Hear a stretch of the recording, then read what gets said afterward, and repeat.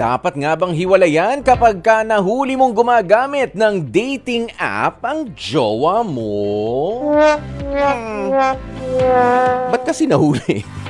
Yan lang. O eto na nga po ang inyong mga kasagutan. Sabi ni Ruth Claire Reyes, para sa akin siguro kakausapin ko muna siya. Kung may tiwala naman ako sa jowa ko, bakit ako magdududa sa kanya? Kaya for me, kakausapin ko na lang muna, Kuya Poy. Kahit pa nga may dating app na, Ruth Claire ha? Okay. Eto si Maria Lourdes Narcua. Oo. Iwalayan ko na. Sigurado nag-aanap na yan na makaka-fling doon. Sabi naman ni Rue Rain Faye Kagara, for me, mas maganda na pag-usapan muna. Itanong, bakit ka gagamit ng dating app kung meron namang ako? In a relationship kasi, it's better to talk with each other pagka may nakikita o nalalaman na hindi maganda. Breakup is not the reason agad. Kasi, yan, in this case, dating app, so it's better to have a talk. Yan.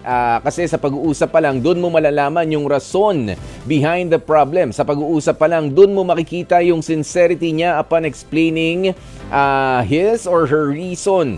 Yan, for using such a dating app. Maganda kasi yung tatanungin mo siya, ba't kailangan pa niyan? Hindi ba ako sapat na need mo na ba na maghanap online? Yung mga ganong mga sagot. Okay? Yung ganung mga tanong. Thank you, Rue Rain Faye Kagara. Si Sheila Marie Celeste, sabi niya para sa akin, oo, hihiwalayan ko na dahil hindi siya nakontento sa akin at ba't gagamit ka pa ng dating app? Yan ang mga bagay sa mga taong hindi makontento. Pag mahal ka, pahalagahan ka at huwag ipakita ang motibo na ikaw ay sasaktan. Simple lang ang sagot dyan. Hiwalayan na para malaman na ang maling nagawa. Salamat Kuya Poy. Sige na, nandito na yung Grab ko. Paalis na ako. Naghiwalay na kami. Etchos. Ayan. Si Jomer, sabi niya, hindi dapat padalos-dalos sa desisyon kasi napag-uusapan naman ang lahat ng bagay. And give another chance pa din. Dapat ipaglaban ang pagmamahalan. Lahat ng problema nadadaan sa maayos na pag-uusap at dapat huwag na niyang ulitin ito. At kapag ka inulit niya pa ito, doon na siya mag-isip at tiwala ang kailangan sa bawat isa.